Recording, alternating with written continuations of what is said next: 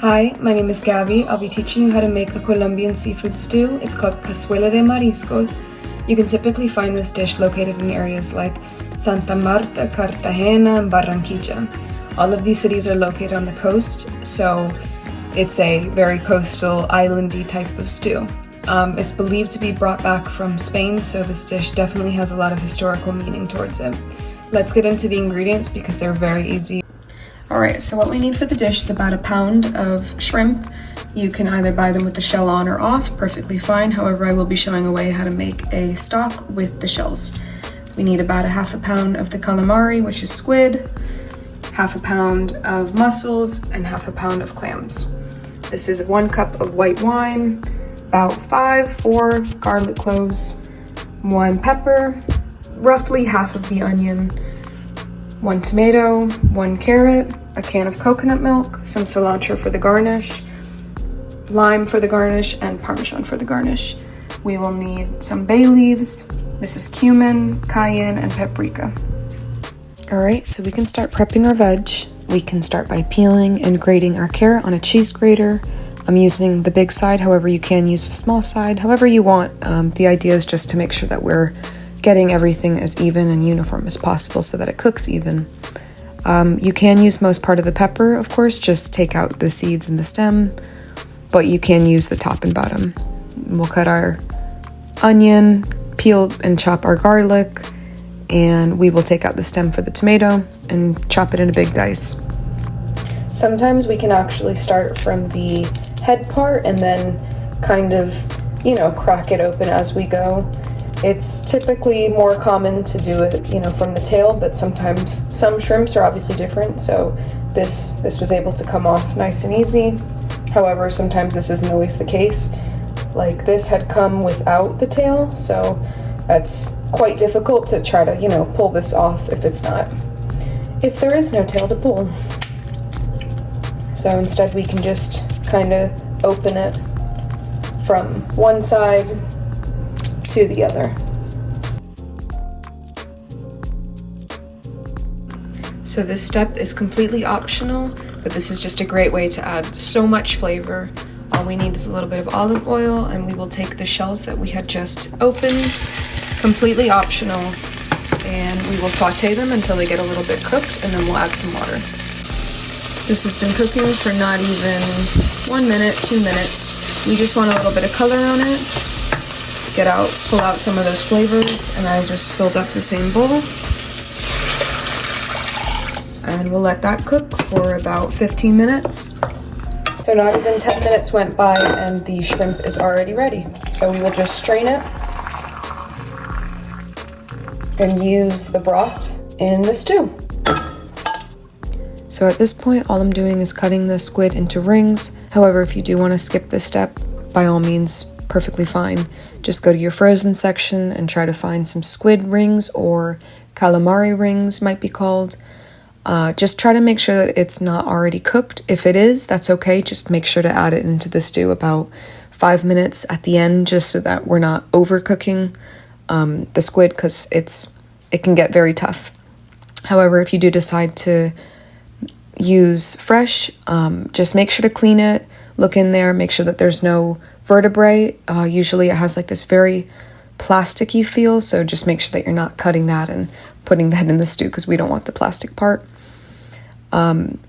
So it'll come with some tentacles as well, but you want to cut right below the eye, because right below the eye is the beak, and that part is as well inedible. So we just want to make sure that we're getting rid of all of these inedible parts that we can't use. So this is just a little mussel tip trick. If you see that your mussel is open, it's a clear indication that it's no longer alive. Even if you try the trick and it doesn't close, we don't want to get sick, so we will not be using this. We just discard them, and that's okay. Okay, so now we will start cooking our shrimp. When the pan is hot, we know it's ready.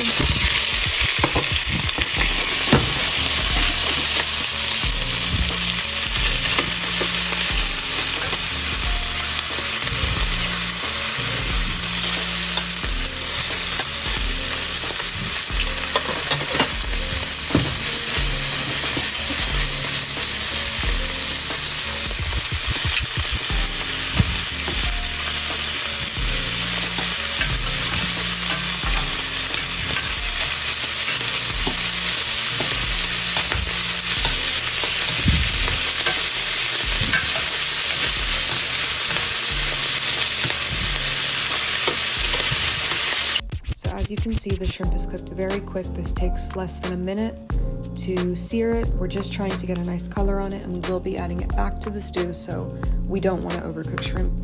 Using the same pan, we're going to start sweating the vegetables. It's releasing a lot of liquids, and that's what we need.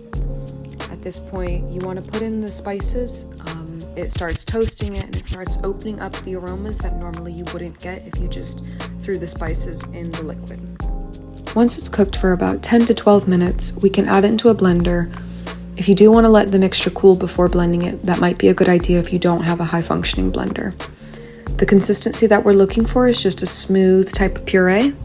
All we're going to do now is add our puree back into the exact same pan because, of course, all the flavors are there.